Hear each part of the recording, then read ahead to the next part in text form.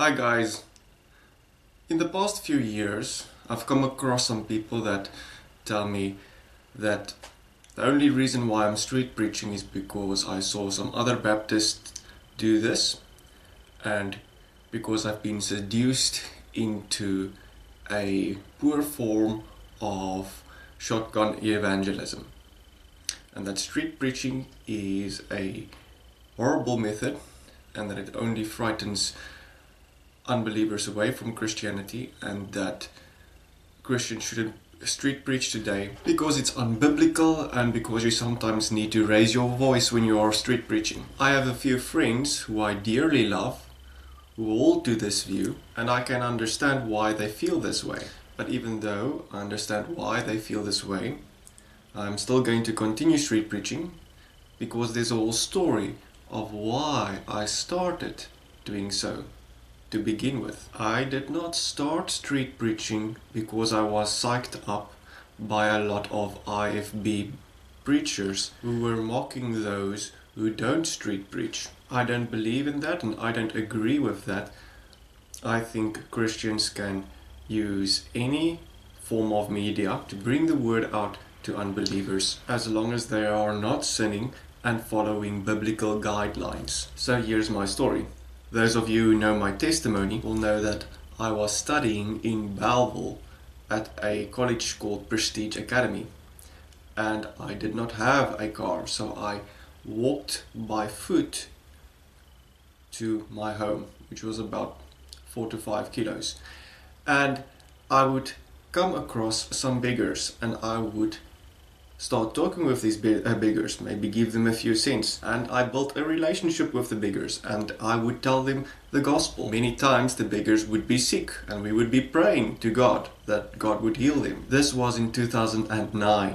Eventually, sometime after college, I joined a church. This church had a group that came together on Saturday evenings and went out to the streets to go speak to people who sleep in the streets. We have about 200 to 300 people who do this here in Belleville. We encouraged them and shared the gospel with them. Usually we would only be speaking to 2 at a time. Then after a year or so, I started working in Stickland, which is northeast from Belleville where I live. So having my car safely parked near to my workplace and seeing all these people walk by in the afternoon, I started thinking to myself, these men and women are a lot like the beggars we were giving the gospel to in the past few years. And I wondered how would it be like to share the gospel with these people. So I would start walking with the people walking by our workplace and go with them all the way where they were going, and while talking with them I would start sharing the gospel with them. I would ask them how they are doing, do they have a family, where are they going, and some way or another I would then tie in the conversation into what Jesus did for them on the cross, and that should they believe on what he did for them on the cross, he can then implement the testament by their trust which they placed in the cross. At no point did I feel I was doing a bad thing. At no point did I feel I was being a bad person. People were shunning me away sometimes, but I didn't feel I was falling out of fellowship with God. So I continued doing so in the afternoons because I saw these people walking by our workplace and I didn't know if they were going to heaven or not. In one afternoon, I was able to have conversations with up to 6 or 7 people just by using an hour and a half of my time. I have a strange conscience. It bothers me when I am able to do something and I'm not doing it.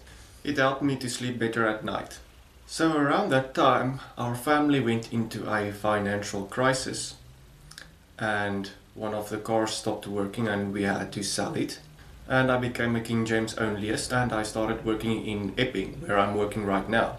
So to save on some of the petrol costs, I would be using the train to get to work. And I saw this as an other opportunity to be sharing the gospel with the people while I'm using the train. But the trains were full many times. And sometimes your friend would find a seat and you didn't. Sometimes the conversation in the train would be so loud that your friend couldn't hear what you were trying to tell him. So many times I was simply sitting in train and I had to look on the sad faces of the people, because for some reason people's faces were just depressed the whole time when traveling to work. And makes sense to me, because you're wasting an hour of your time taking public transport. Sometimes the trains would stop in the middle of the railway and stand for 20 minutes. Day by day I was seeing hundreds upon hundreds of people, all of them having a soul, walking by, all of them having an eternal destiny. And I do not know what that eternal destiny is, and I wasn't sure how I was going to share the gospel with them. At that time frame I wasn't so well versed in using tracts, so that answers the question as to why I didn't immediately go on to using that method. And so while I was riding the train one day, I thought to myself, why do I not simply stand up and speak to all of the people and share the gospel with all of them? It never occurred to me that this might be something wrong to do. And so the next day I brought my Bible and I stood up and I read Genesis chapter 1 unto the people, and I told them why Genesis chapter 1 was a beautiful passage and why I enjoyed reading it, and I encouraged them to go read it themselves. And many of the people enjoyed the message. And so I thought to myself, well, I did this once, why not do it again? So I did it the next day, and the next day, and the next day. Some people enjoyed it, some people didn't, but it certainly made the train trip more exciting. And my conscience felt better afterwards every time. Obviously I didn't read Genesis 1 every time. I made it interesting. I spoke about things that related to them. I found myself many times sharing the gospel with them. For some reason, that was something I would want them to know. And so eventually it didn't stop there. Eventually I was doing this on the streets and on the train stations and maybe at a public mall. And yes, street preaching is not the most beautiful art out there. Sometimes you need to lift your voice in order for people to hear what you have to say. But at no time did it cross my mind that this was a bad thing to do. And I have to be honest when I say it's strange to me when I have brethren and they feel that this isn't in some way biblical. Because there are actually verses in the Bible where we do see people presenting a gospel in the street, or warning people in the street, or speaking with people in the street. You have Lot coming out of his house and telling the inhabitants of Sodom not to desire the bodies of the angels. You have David telling some of the people in Saul's army that he isn't afraid of Goliath. You have Jotham standing on the hill and speaking to the people of Shechem, telling them that it was a bad idea to make Abimelech their king. You have Jonah preaching 3 days in the midst of Nineveh. You have Jeremiah and Ezekiel telling the inhabitants of the land that they are in sin. You have Philip preaching in Samaria. You have Philip preaching to the Enoch. You have Peter preaching at Pentecost. You have Paul preaching at Athens. You have Paul preaching at Lystra. And finally, but not least, you have Jesus many times speaking in the outside, in the public. Where in the Bible is it written unto us that this does not apply today anymore? How is it a sin now and it wasn't a sin back then? I don't think street preaching is something God hates. I don't think street preaching is something God can't use. I think people are misusing it. I once sat in a train and I listened to one person preaching in the train, and he said, if you want to go to heaven, then you need to pray this prayer. And he prayed the Our Father. That's horrible. But as horrible as that might be, I don't think that makes street preaching itself a sin. But if street preaching really is a sin, and I'm not allowed to do it, then I'm going to be very depressed when taking the train. I know street preaching simply isn't for some people. If it isn't for you, don't do it. Evangelize in some other way. But I don't understand why people say it is unbiblical. The only harm it might do is turn off some people from Christianity, But I've seen many other things also do the same thing.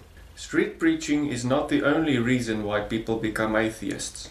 So next time, when you're in public and you see people walking by, and you think to yourself, where are these people going when they die? I wish I could say something to them. What can I say to them? How can I say it to them? And then, whether you decide to share it with them or not, know then in your heart that it isn't much different from standing in the corner of the street and doing the same thing. There are laws in many countries against street preaching. During the Reformation times, many times it was illegal to preach outside a church. I think it's a freedom that we can appreciate. I think it's a way in which people hear the gospel.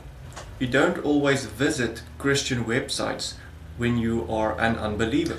You don't always visit your Christian friends when you are an unbeliever. You don't always visit a so-called dedicated Christian building when you are an unbeliever. But sometimes you need to go out in public to buy yourself an iPad or some cheese. Or you need to use public transport to get to work. As an unbeliever, you can feel ashamed for having Christian websites in your history list on your internet browser. But there's no reason for you to feel ashamed for having heard what a street preacher was saying from the back of the train, because you couldn't help yourself from doing so. It's also an opportunity to mock a Christian in public. See, there are also some benefits to the unbeliever in this format of preaching. And it's also not like the unbelievers don't understand what's going on. They understand. These Christians are concerned about people. They have a zeal and they honestly believe what's written in their text. Otherwise it wouldn't have brought them to a public area to preach it in the open. How can anybody but understand this? It's a wonderful freedom to have in any country. I think we should thank God that we have the freedom to do so. And if there's some people, some Christians out there who would want to do something like this, I don't see why we can't encourage them to do so. Of course in a biblical and sound and loving manner. So for those of you who are misusing street preaching, shame on you. And if you believe that it is a wrong thing to do, then I hope this video has shed some new light on the matter. I pray that whatever you have in mind of doing, that evangelism will be appreciated inside your heart, and that you would desire to do so yourself, whether street preaching or anything else. There are many ways to share the gospel, and I am glad if you're using any one of them. Let us work to glorify Christ. Let us be representatives and servants, ambassadors, telling people about our homeland, longing to be there with the rest of our family. In Jesus' name, amen.